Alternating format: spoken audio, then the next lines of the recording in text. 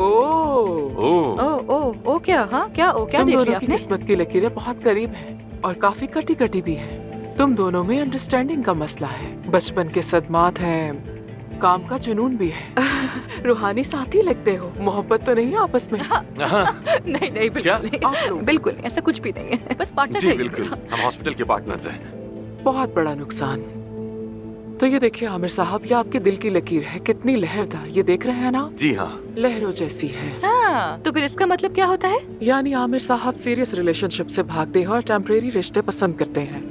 वाह वाह, ये तो बिल्कुल सही कहा आपने। कसम से इन्हें कैसे पता? एक मिनट, तुम अपनी हथेली पे ध्यान दो, ये मेरी हथेली है इस वक्त। चुप रहो तुम, एक मिनट चुप रहो तुम। मेरे बारे में बात हो रही है। अच्छा, ये बार बार महबूबा बदलना आपके ख्याल में क्यों होता है आमिर साहब? हाँ, मैं भी ये जानना चाहती हूँ, आपके ख्याल में क्यों क्यों होता है ऐसा? हाँ बताइए। लेकिन एक मिनट, मुझे ये तो मेरा सबसे ज्यादा हाथ- यही बात जाननी है कि ये होता क्यों है। क्योंकि आमिर साहब मोहब्बत करने और मोहब्बत ना मिलने से डरते हैं।